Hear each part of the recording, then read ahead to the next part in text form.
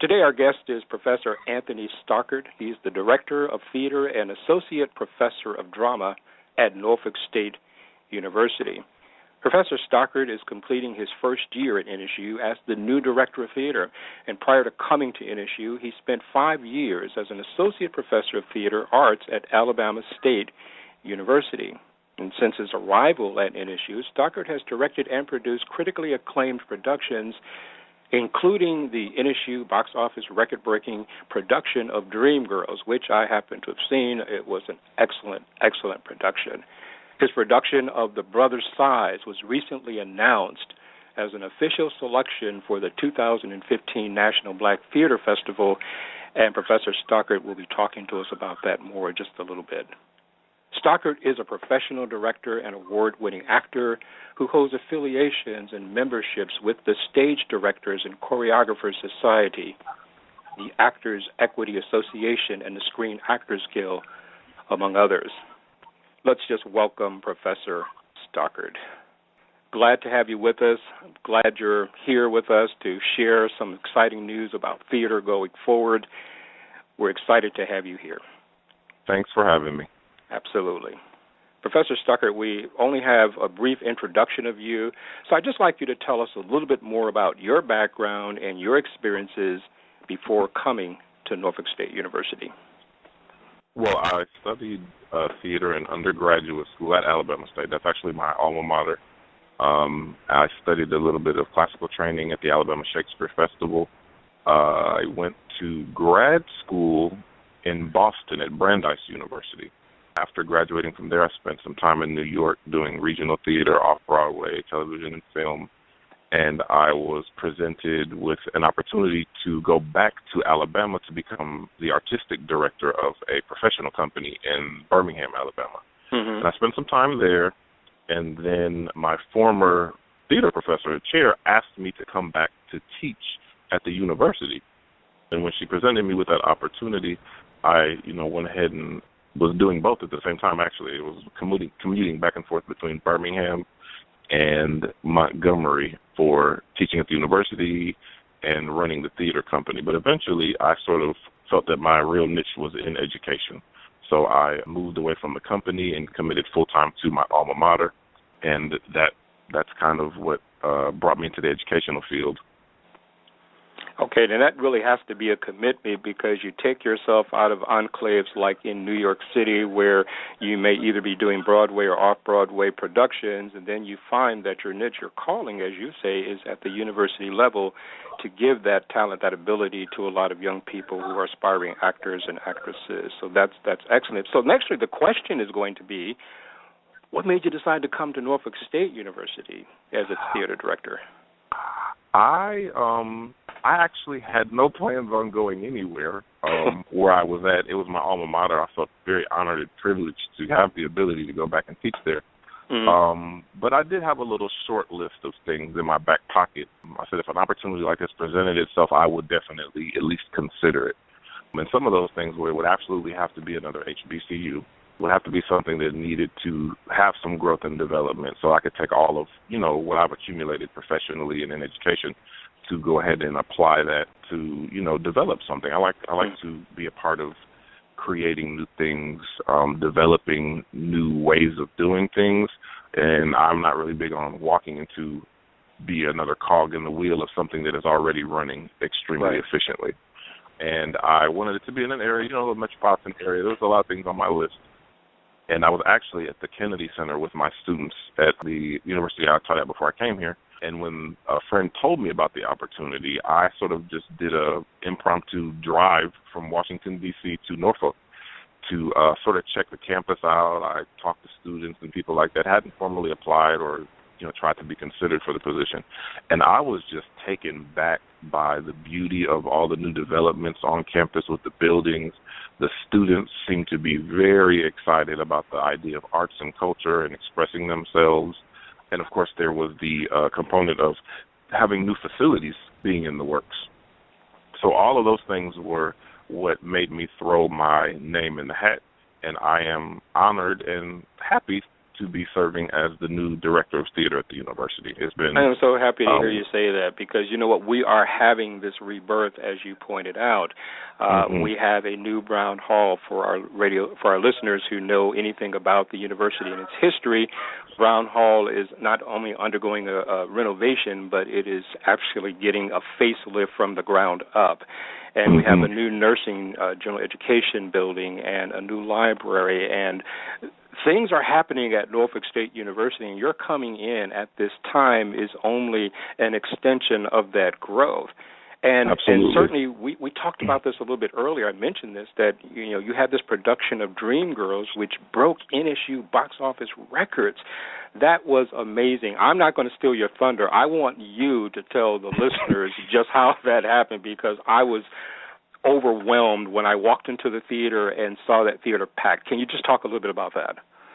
Well, the first thing I want to acknowledge is that the listeners and the audience, they are essentially the ones that actually made the historic event happen. And I and the students and the university are extremely grateful for their support. But the production itself was a labor of love and a lot of hard work. The students were extremely excited about the production when it was announced. There was a lot of collaboration going on. The Fine Arts Department helped create some of the dresses for the Dreamgirls themselves. Of course, music hopped on board, and we, collaborated with musicians, and some of the, vocal students there ended up inside of the production as well. It was a huge undertaking. There were almost 300 costume pieces in that show. Wow. Tons of musicians. I think the orchestra ended up being about 30 students. It was conducted by a student who I brought on as a music director to give him the opportunity to do it. And they're all very hardworking. They're all spirited, excited, disciplined, focused, and that is really the result of what happens. Because we all know, you can have the best of intentions, best plans, and you might be very skilled as an individual, but the team is what shows itself at a theatrical production such as Dreamgirls, and I was just elated that that happened. The lady in the box office was the one who brought it up. She was like, we've never had, this type of response to a show and this, that, and the third. And they went back and checked when they did the report. And when it was official, I could not have asked for a better way to cap off my first year here at the university. It was a huge embrace from the community. And that's sort of an understatement.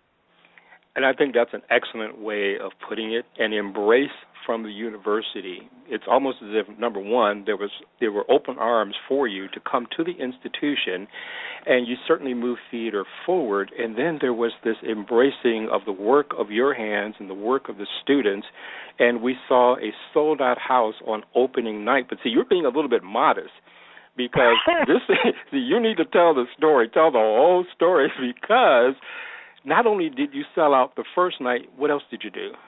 The whole run ended up being sold out, and then we had to add a performance to accommodate the demand. Absolutely. That's remarkable. And that hadn't happened in how long? Well, I don't know about the adding a show being a necessity, but a sold-out show in and of itself, just a show, with 20 years. A sold-out run, I didn't really check into that part about having an actual entire performance run sold out, but I'm sure it would certainly predate 20 years. Absolutely. And that is a remarkable claim to fame right now, just in your first year here at Norfolk State University. Sold out house for every performance.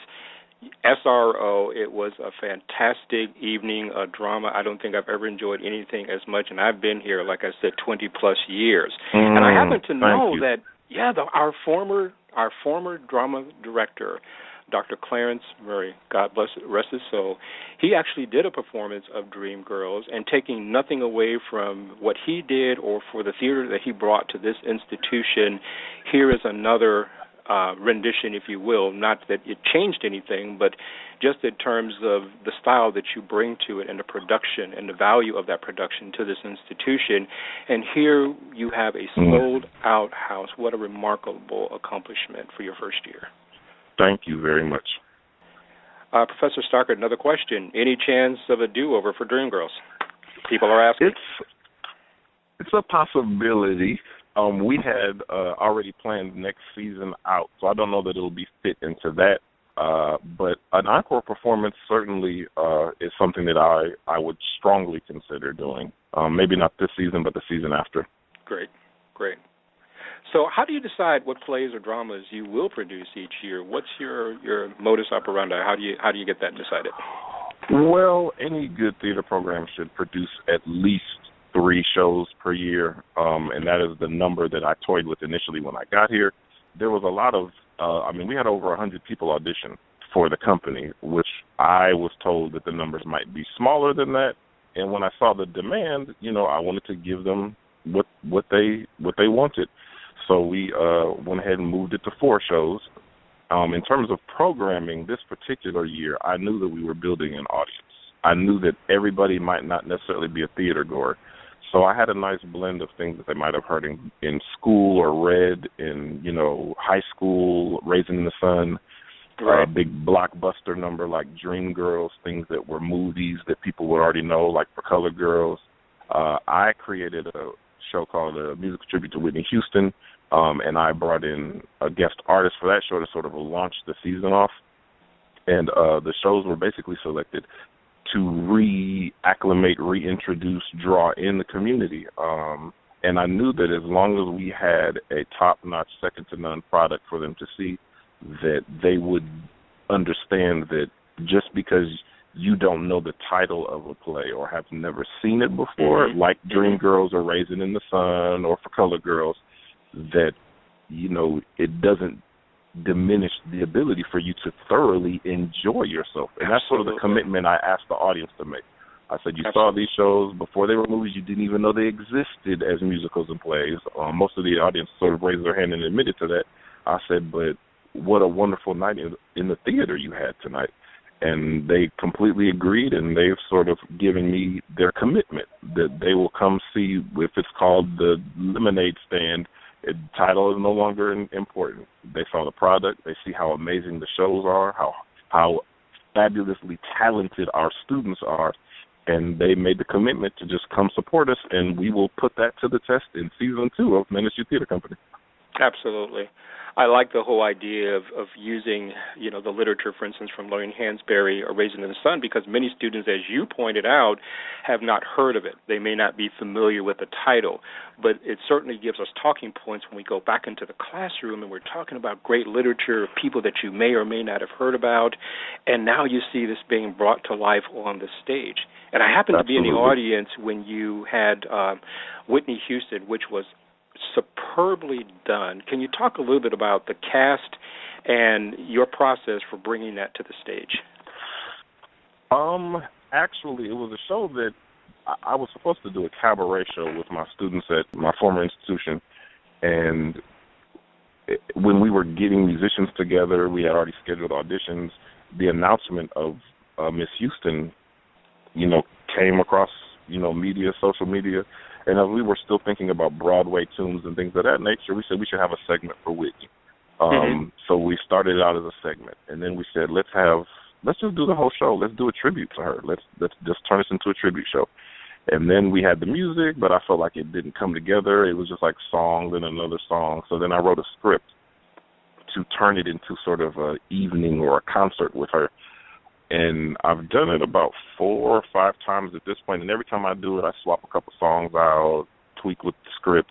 I've had 2 young ladies play the role of Whitney Houston, who covers all of her songs, which is a huge undertaking. At first I thought I'd have to chunk it out into segments, but I have been very blessed and fortunate to be in the company of some exceptional vocalists, and there were 2 that I've been able to work with so far that were able to, come to the task of taking on the entire collection of her musical works. Well, I want to tell you that after sitting there for about the first 5 or 10 minutes, you're trying to buy into, okay, we know what Whitney Houston looks like, we know what she sounds like, and I'm looking at this performer on stage, and after I buy into this tribute to Houston, I almost forgot that this wasn't, because she did such an excellent job. I mean, the mannerisms, the gestures, the inflections in her voice, her attitude, her walk, and absolutely her singing. So I was just blown away by this, as I'm sure so many people were. Thank you so much. They worked very hard, and she did too. I set the bar pretty high. Absolutely. And, but I'm so lucky because they don't mind jumping. Absolutely. Excellent job. Well done. So tell us, what is the lineup looking like for the upcoming season? Well, I can tell you a couple of things. We have not produced the show on campus yet, but we are in rehearsals and preparing for our first production in the fall, which is called The Brother's Size by Terrell Alvin McCraney. Mm-hmm. It is a drama about 3 young men. 2 are brothers, blood brothers, and another is a friend to the younger brother of the 2 brothers. And it's the traditional, coming of age, transitioning into responsibility and manhood story. The older brother, more responsible, trying to get the younger brother to prepare for his future, his life. They are alone in the world together as brothers.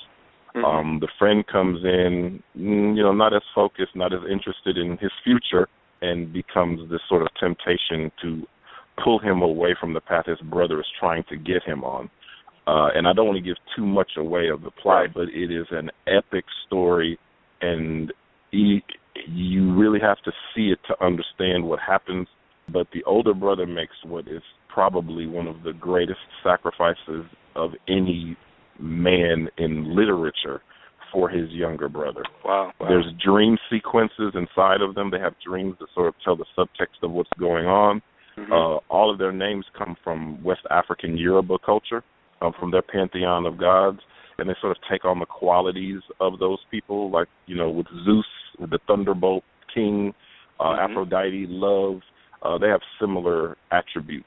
Ogun is the god of metalwork and technology, so they've taken him and put him in a contemporary setting as a mechanic. I love it.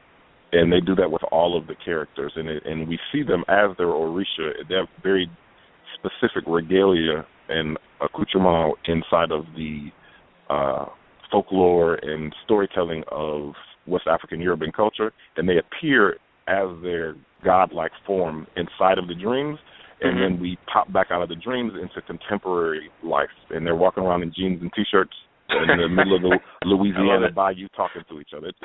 It's a wonderful show. The playwright has won the MacArthur Genius Award for writing this play. He's won every major theatrical award, and when he wrote it, he was only 29 years old. Wow. Wow. He has been considered to be the new second coming or torchbearer from August Wilson. That sort of strong statement on African-American life, culture, infusing rhythms, music, social commentary, culture inside of the place to make a very dynamic theatrical experience. It is definitely a creative and original work. Oh my God, it sounds exciting. It sounds wonderful. Now we're going to take Greek life to a whole different level at university life. Yeah, and that's exactly what it is. It is epic in proportion. Absolutely. Wow.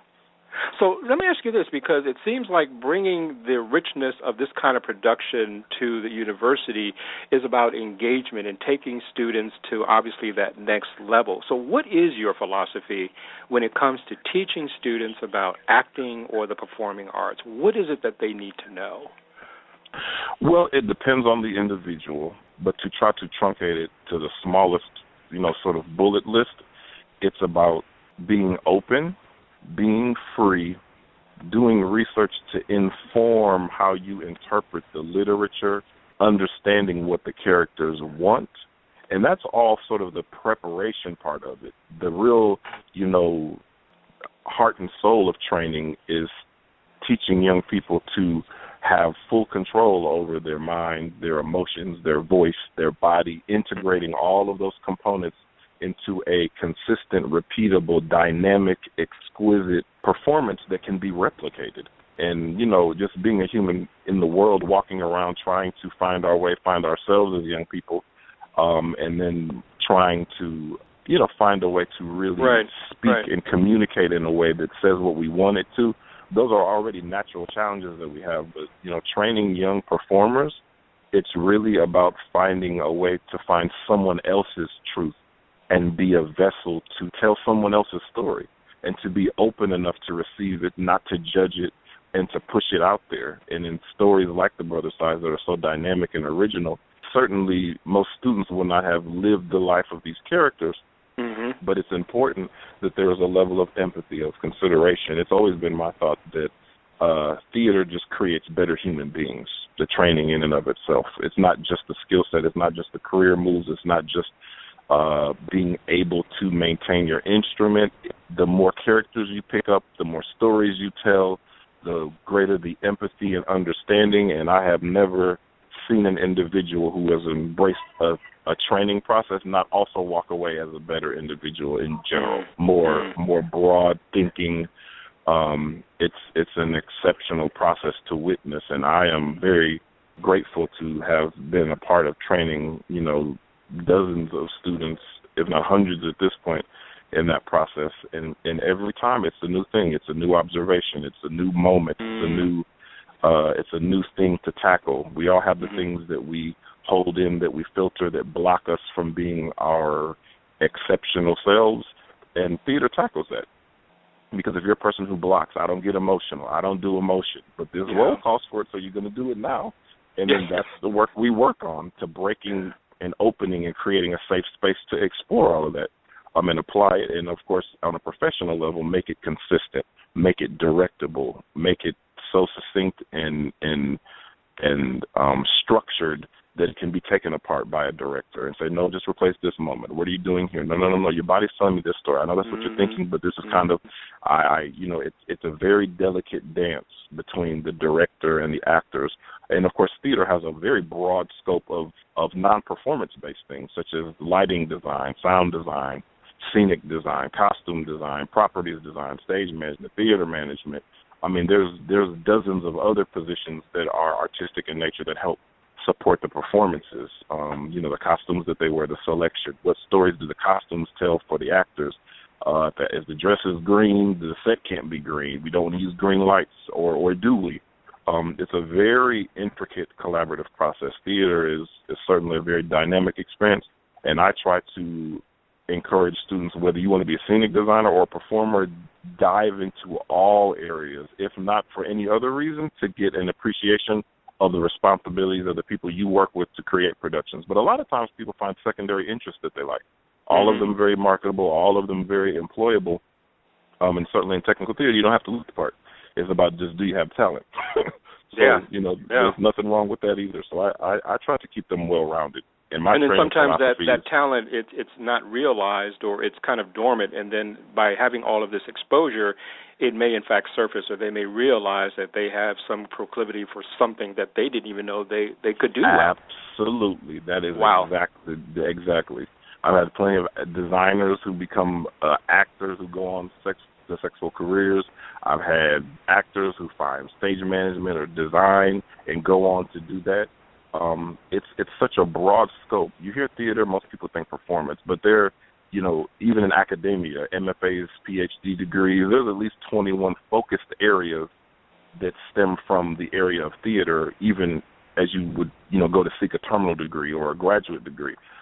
We hear theater, we think performance, but like I said, there's a multitude of possibilities in theater in terms of careers, and I try to help facilitate it as best I can with the help of my technical director, Mr. Lindsay. It's us two, and we're trying to do the best we can with the students we have and the number of faculty we have to reach as many students as we can and help them with this dream they have.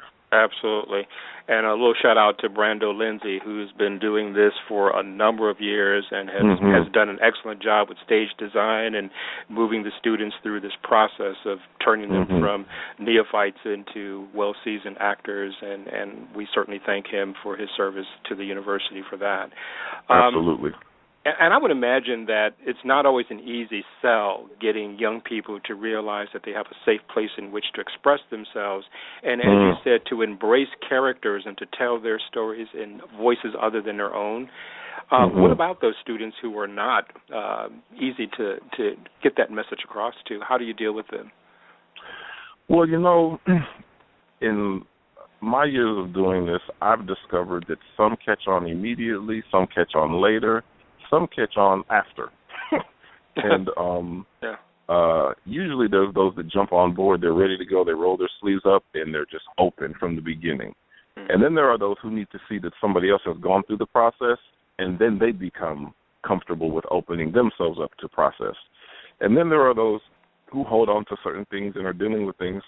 And as we know personally in life, some things just aren't meant to be dealt with right now. You know, there's a lull, a space where that may or may not need to happen. And that is when I get very aggressive to talking to the student about what they're doing, how they're developing, points that I think are of interest to them to consider as they continue to pursue this, and sometimes should they continue to pursue this, because it is certainly an area where confidence and skill set marry each other, and you function as your own boss, essentially. You are an entrepreneur of sorts, auditioning and booking gigs, interviewing and designing. But I try to handle it by letting those who are a little hesitant see the product of those who were willing to just dive right in. And usually they come around the second time around. Excellent. And as I'm here building this program, I also know from other programs that I've worked with, once you create that culture, sometimes you don't even have to say anything. Students see other students, they identify, you know what, that used to be me. They have a little one-on-one, and before you know it, the students are perpetuating openness and creativity amongst themselves. And it's a beautiful thing to watch that cycle be birthed and to ultimately watch other students lead other students to, you know, being more brave, more bold, more open, more creative. Well, that's excellent. That's excellent. And I certainly want to just say to you that the level of production that we've seen here at Norfolk State University this past season has been superb. And to our listening audience, I want to say, if you want a real theatrical experience, if you want to see what theater has become at Norfolk State University, if you want to see young people who are basically doing off-Broadway productions, and they're excellent in their craft and in conveying mood and idea and sentiment and creating the emotion and pulling you into that experience where you can lose yourself for an hour and a half to 2 hours, please come and support theater at Norfolk State University, because we have reached a whole different level in the production value that has been taking place here, and in terms of producing young people who really understand what it means to be a performer. The productions here have been excellent. That said, let me just ask you now, because I'm sure people want to know about this, about your latest venture with the 2015 National Black Theater Festival. There's some excellent news coming out here, but your production of The Brothers' Size will be a part of the festival this year. Is that right? That is correct. The National Black Theater Festival is certainly the largest, perhaps the most renowned theater festival for African Americans, certainly in the country, but is a respected event nationally just in general.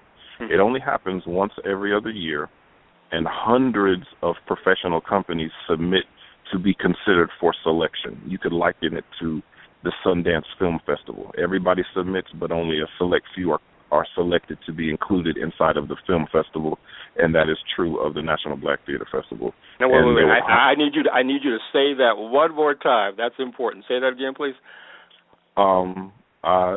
The selection process is very much similar to Sundance Film Festival. Yes. Hundreds of people submit their films to Sundance, and hundreds of people submit their theatrical productions to the National Black Theater Festival. And what happens is a screening committee goes through and they sift through all the productions, and then they pick the productions that they think are worthy of being presented under their banner, under their name, at a festival, much like Sundance. And I'm also, glad to say that there is very, very, very selective filtering for university productions to be selected, because these are professional companies. And this year there are only 2 universities that have been selected, and we are one of those 2. Excellent. Excellent. So you have put us on the map. Well, we have put us on the map. I would be remiss if I didn't acknowledge, other people who have helped. We had our annual awards banquet, by saying it's the first annual. but we acknowledged plenty of people in the community, former professors of theater, some of their wives, communications and marketing. It's impossible to produce theater as an individual, certainly of the quality that we are producing. I'm just grateful to be a part, as you stated earlier, of this particular moment, of this particular renaissance. Not just in theater, but the entire university. But I am very elated to have been selected to sort of lead this charge. But it's certainly, the National Black Theater Festival is a huge honor.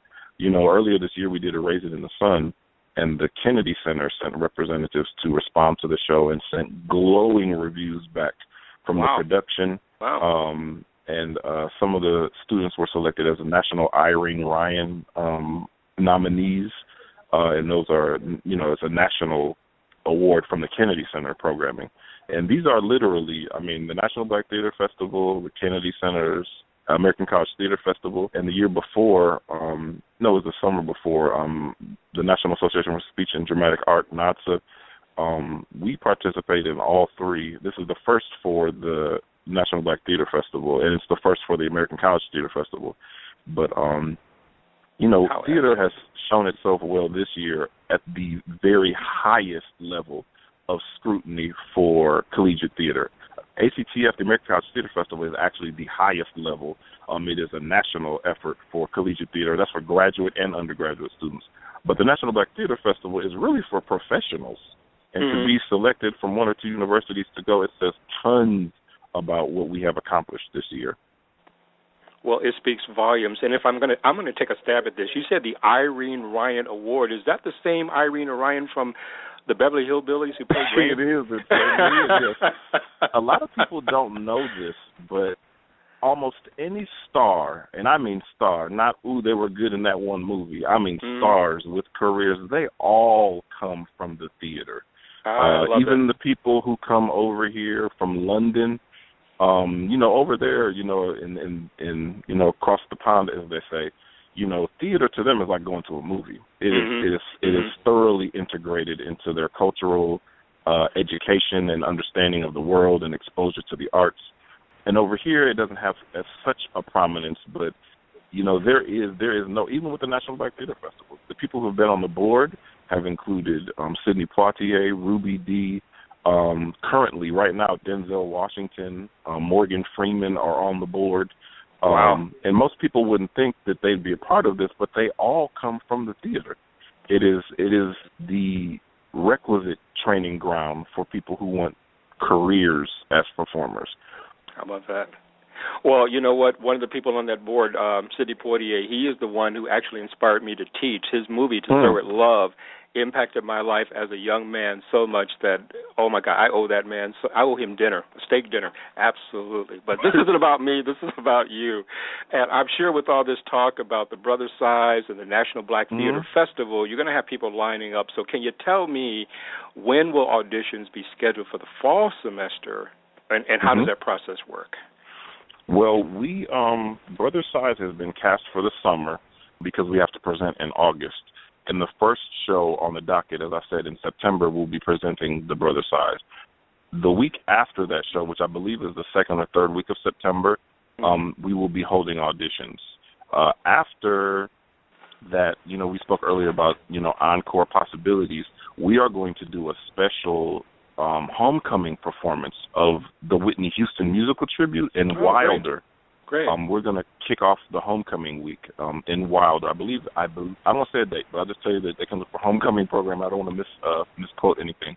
But we are the very first day of homecoming week. We will do an encore performance there, and auditions will be open for those roles as well. We will be bringing, back the same lady to play Whitney, but all the other roles are open. And in November, the weekend of Thanksgiving, I believe Thanksgiving is that Thursday, we are going to present Langston Hughes' Black Nativity, which is a huge holiday celebration. Yes. It's done in every major market in the country annually, some, creeping up on 40 and 50 and 60th annual presentations of the show. And I know that it has been done sporadically in this area but I hope to institute it as a Hampton Roads, Norfolk State University, NSU Theater Company annual event in, the Norfolk Hampton Roads region. And that will be, everybody will get themselves nice and full with turkey on Thanksgiving Day. Right. That's and right. While everybody's out shopping and looking for things to do, that weekend we are going to present what's going to be a second to none presentation of Black Nativity. It's a huge show. Creating your own tradition. Creating your own tradition and giving people something to look forward to as part of that celebration of giving thanks and understanding about cultural heritage and diversity. Oh, I mean, it's a wonderful, wonderful idea. Excellent idea. And then after Black Nativity in February, I'm sort of debating what that is going to be. I have to make a decision very soon. I'm debating a comedy or, a more historical piece, since it is, Black History Month. But a comedy is something that has not been in the repertoire this year and next year. I just sort of want to get it in the mix of things to, because it's a play that deals with education.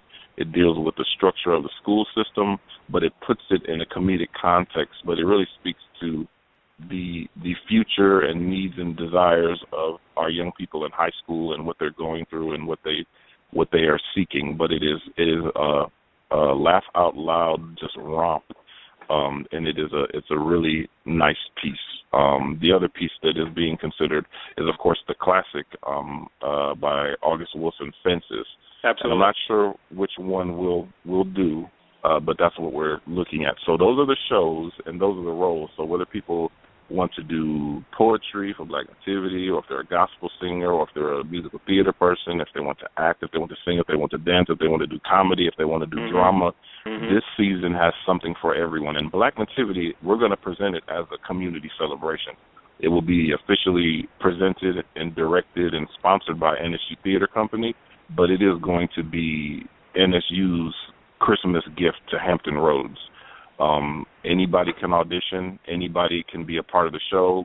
Kids, adults, anybody. If there's teams and groups that just want to be a part and have a little piece in the action, give a segment, it's going to be a very, very huge, beautiful, wonderful celebration of the holidays. And as you said, hoping to start a new tradition, a new reason why people should come to our gorgeous campus and see what's going on. Well, for you personally, and let me ask you this, because I know with the production and what you're trying to bring to the university and to the community and to Norfolk's, the city of Norfolk in and of itself, it's this experience, this cultural immersion that perhaps sometimes we don't really appreciate or take advantage of. And here we have it right here on our own doorstep. But what is your takeaway? What's the best thing for you about working with students in these productions? It keeps me sharp, certainly. The biggest measure of what I believe, is what you can thoroughly communicate or teach set upon someone else. But I love being a part of, like I said before, even when you asked me about, coming to the university, watching things grow, being a part of planting seeds and watching them grow. And I never have to go to work and wonder whether or not my day is going to be of use, of benefit, or make a difference in the community I exist in. I never have to question that. And waking up and knowing that I'm doing that and being a part of that. And they're wonderful students. They're wonderful. Even when they're frustrated and mad, we've all been there. And it's all a result of trying and wanting and figuring things out. And I feel blessed and honored and extremely grateful to be in a place where I get to do what I absolutely love to do with students who are brilliant, willing, and talented, and creating a new dynamic, a new thread, a new sect inside of the cultural offerings of the Hampton Roads region, with the full support of the university, of my colleagues. One thing that keep all of us going is when, your peers let you know that what you're doing is, useful, successful, helpful, enjoyable. And no one has hesitated to share their enthusiasm. And I have been feeding off of what has been a beautiful ride of encouragement and support this whole, initial inaugural year for the theater company and for myself as the new director of theater.